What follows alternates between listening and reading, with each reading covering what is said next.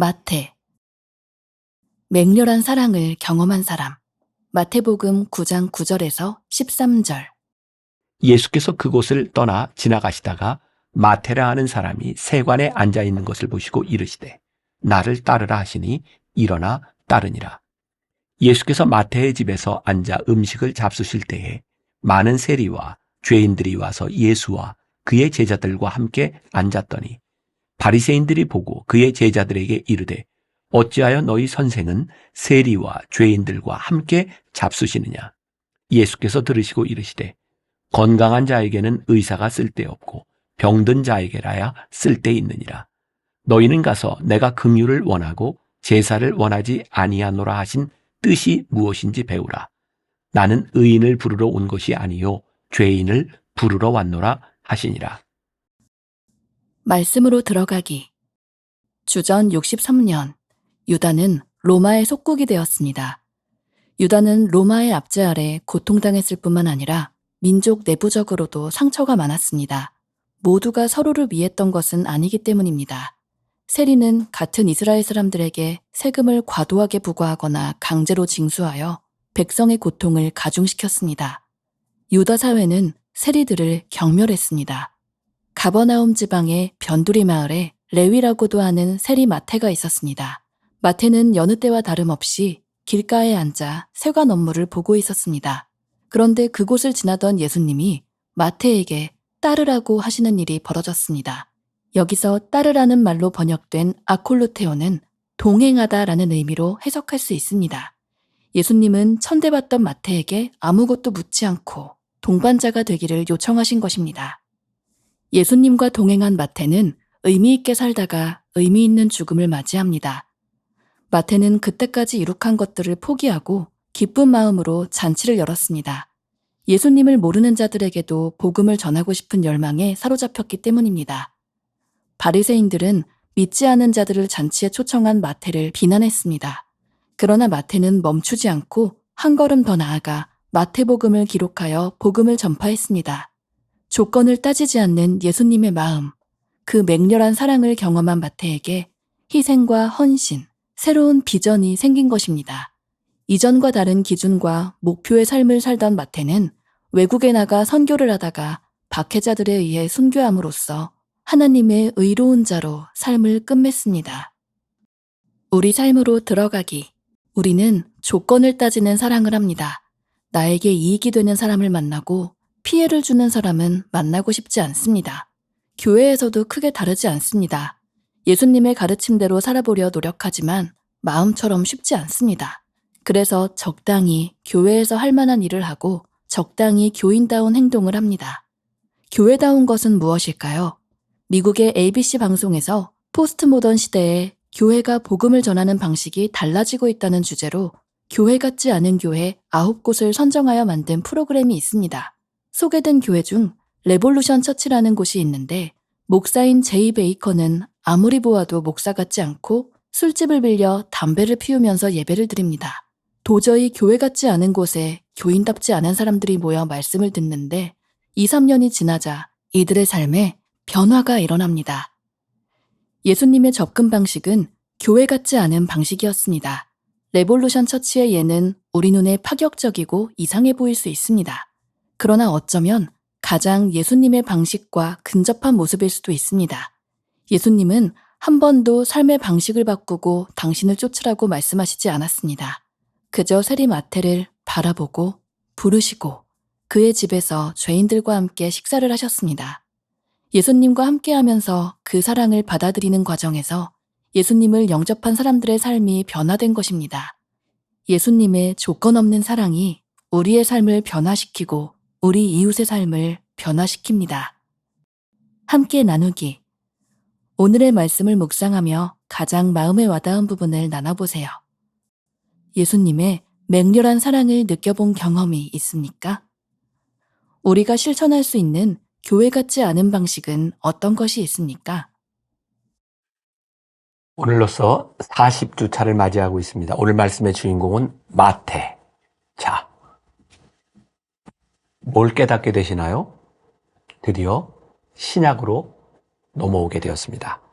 지난 39주 동안 39명의 구약의 인물을 우리들이 공부했다면 오늘부터 남은 12주 동안은 신약에 있는 인물들을 우리들이 공부하게 됩니다. 첫 번째 인물이 마태입니다.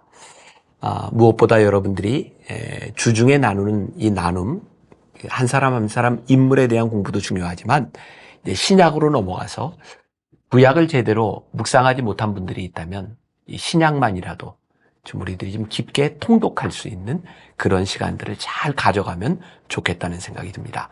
오늘 말씀의 부제가 맹렬한 사랑을 경험한 사람이라고 되어 있습니다. 왜 이런 부제를 담았을까요? 마태, 이 성경에는 레위라고 하는 이름으로도 나오게 되죠. 가버나움 지방 변두리 마을에 레위라고 하는 세리 마태가 있었다. 레위라고도 하고 세리 마태라고도 이야기를 합니다. 조금 우리들의 성경적 지식이 필요할 것 같아요. 왜 마태에게는 맹렬한 사랑이라는 말이 들어갔을까? 사실 그 당시 주전 63년 이스라엘이 로마의 속국이 된 이후에 이 세리라고 하는 직업은 아주 혐오를 받는 직업이었죠. 왜냐하면 속국으로 살아가면서 세금을 거두어서 로마에 바치고 나머지들은 또 착취하는 그런 사람들이 세리였기 때문에 어떻게 보면 매국노라고 하는 표현이 맞겠죠. 우리나라 역사를 통해 보면 친일파 이렇게 이야기하면 훨씬 더 와 닿을 수 있는 사람이죠. 예수님은 굉장히 존경받는 그런 선생님이었고 메시아였고 많은 사람들이 따랐어요. 그 많은 사람들은 마태를 별로 좋아하지 않았죠. 아니, 좋아할 수 없었죠. 근데 예수님께서 마태를 부르셨어요. 마태가 경험했던 그 예수님의 부르심, 어쩌면 그것은 맹렬한 사랑이 아니었을까. 평범한 사랑이 아니라 맹렬한 사랑이 아니었다면 마태가 경험할 수 없었던 사랑, 그것이 바로 맹렬한 사랑이었어요. 누구도 함께하지 않으려는 사람, 그 마태를 예수님이 부르셨어요. 나를 따르라. 그리고 마태는 예수님이 따르라고 하는 이 말씀에 자기가 가지고 있던 세리라고 하는 직업을 다 내려놓고 맹렬하게 주님을 따라갑니다. 여러분들 책에 보면 그런 표현이 나오죠. 예수님이 마태에게 따르라라고 말씀하셨을 때 이 따르라라고 하는 말은 어떤 의미를 가지고 있냐면 나와 동행하자.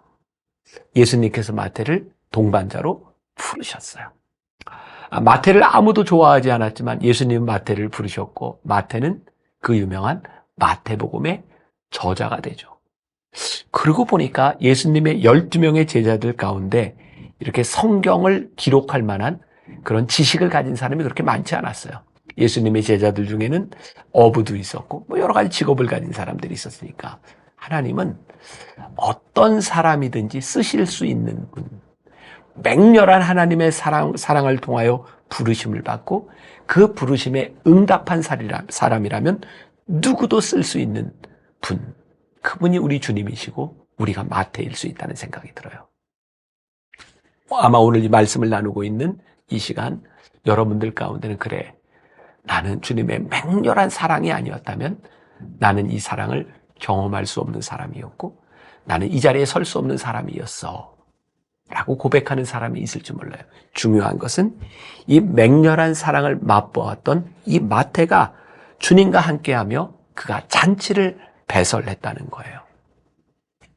하나님을 알지 못하는 모든 세리와 죄인들을 마태가 초대하게 되죠.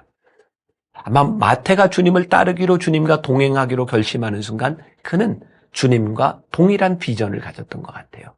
예수님께서 누구도 제외하지 않고 자신을 부르셨던 그 사랑으로 인하여 마태 역시 죄인과 세리들을 초청하고 그 잔치자리에 예수님과 함께하도록 만들어줍니다. 중요한 관점인 것 같아요. 맹렬한 사랑을 경험한 사람이 맞다면 그 사람 역시 맹렬한 사랑을 베풀 줄 아는 사람이 되어야 되겠다. 마태는 그의 삶에 참 의미 있는 인생을 살아가게 되죠. 제가 마태에 대한 설교를 오래전에 한 적이 있습니다. 성경 인물들을 가지고 설교했는데, 그리고 예수님의 제자 12를 가지고 설교한 적도 있는데, 그때 제가 마태에 대해서 써놓았던 글인데 좀 읽어드리겠습니다. 의미 있는 삶을 산다는 것이 무엇입니까? 마태는 잔치를 열었다고 바리새인들에게 비난을 받았습니다.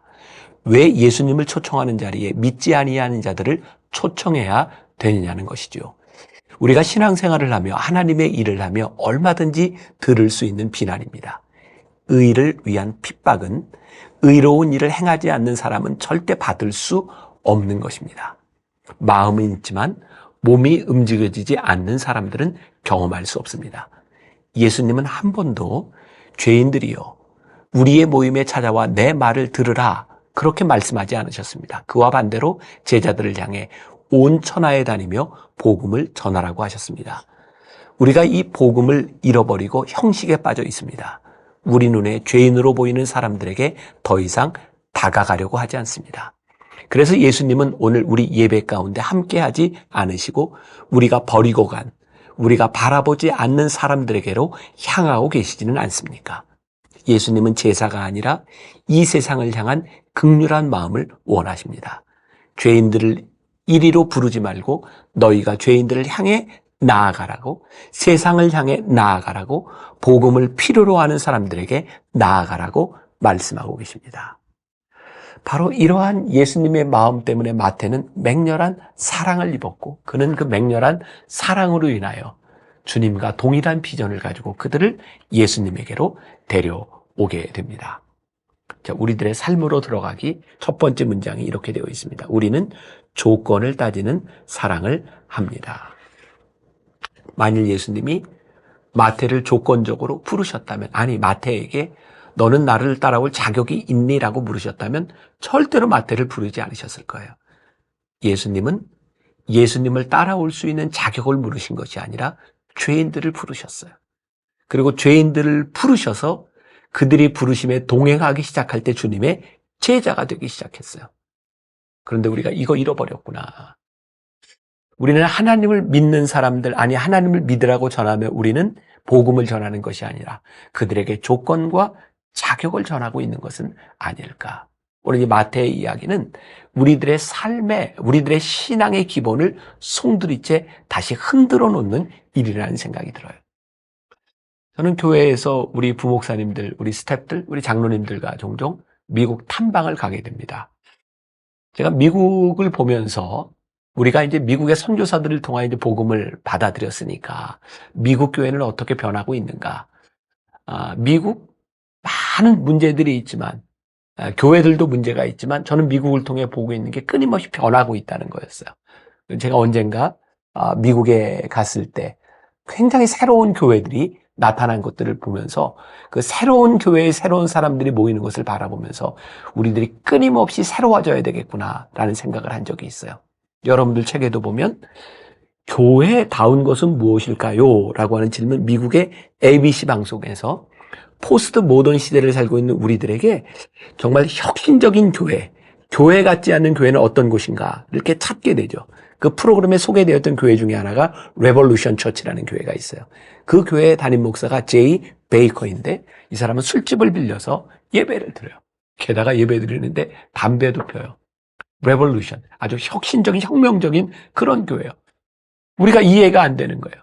근데 이 교회를 통해서 이 ABC 방송국에서 그런 이야기를 하는 거예요. 놀랍게도 교회 같지 않은 이 교회에서 2년에서 3년이 지나면 사람들의 삶에 변화가 일어나기 시작합니다. 이 말을 우리들이 못 받아들일 수도 있어요. 근데 우리들이 한번 신앙적으로 챌린지 해보자는 거예요. 예수님의 방식, 예수님이 복음을 전하시던 것은 당시의 교회 같지 않는 방식이었어요. 맹렬한 사랑이 필요한 사람들에게 우리들이 고민해야 될 지점인 것 같아요. 우리들이 지금까지 살아왔던 삶의 방식, 우리들의 삶의 패턴, 신학의 형식이 아니라 교회 같지 않는 방식, 맹렬한 하나님의 사랑이 필요한 방식, 그것은 무엇일까? 예수님은 한 번도 우리들에게 너희들의 삶의 방식을 바꾸고 나를 따라오라고 말씀하시지 않았어요. 나를 따라오라고 말씀하셨고 예수님을 따라온 사람들의 삶의 방식이 바뀌기 시작했어요. 모든 부르심이 그랬고 우리를 부르신 부르심도 동일했다고 생각해요. 혹시 오늘 우리들은 우리들의 기준에서 누군가를 보고 있지 않은가? 우리들의 기준에서 저 사람은 하나님을 믿을 수 없는 사람, 아니 잘못 믿는 사람이라고 우리들이 이렇게 규정해 놓고 있는 것은 아닌가? 자, 오늘 이 나눔의 시간 여러분들이 한번 여러분들이 생각하는 신앙의 기준 한번 생각해 보세요. 그 예수님이 우리들에게 요구하시는 것은 어떤 것일까를 한번 생각해 보세요. 그리고 제가 여러분들에게 주고 싶은 도전은 예수님은 우리를 부르실 때 기준을 가지고 부르시지 않았다는 거예요. 그리고 부르심을 받은 사람들이 예수님의 동반자가 되었던 것처럼 우리도 누군가에게 맹렬한 사랑으로 예수님의 마음으로 다가갈 수 있다면 우리들에게 혁명적인 레볼루션 처치가 일어나지 않을까. 제가 그런 꿈을 꿔요. 저는 선교학을 공부하고 어떻게 예수 믿지 않는 사람들에게 복음을 전할까를 생각하면서 제가 해왔던 그동안의 목회, 교회 같지 않은 교회였어요. 저도 교회 같지 않은 교회에 대한 생각을 하면서 많은 비난을 받고 또 누군가에게 손가락질을 받았던 경험이 있어요. 근데 지금 생각해 보니까 그래 이게 예수님을 닮아가는 방식이었을 수도 있겠구나 라는 생각이 들어요. 제가 분명히 믿는 것, 예수님처럼 살면 우리는 이 땅 위에서 고난을 받습니다. 예수님처럼 살면 우리도 이 세상에서 십자가를 지게 될지도 모릅니다. 오늘 우리들에게 예수님의 방식이 있는가? 함께 나누면서 예수님을 따라가는 여러분들이 되시기를 주님의 이름으로 간절히 축원합니다. 기도하겠습니다. 마태를 통해 우리들에게 주시는 도전이 있습니다. 맹렬한 주님의 사랑을 경험했던 마태가 맹렬한 주님의 사랑을 살아내는 사람이 되었던 것. 혁명적인 교회, 예수님의 방식을 따라가는 교회, 예수님이 부르셨던 그 부르심을 기억하는 교회, 그리고 우리들 한 사람 한 사람이 되게 하여 주옵소서. 예수님의 이름으로 기도했습니다. 아멘.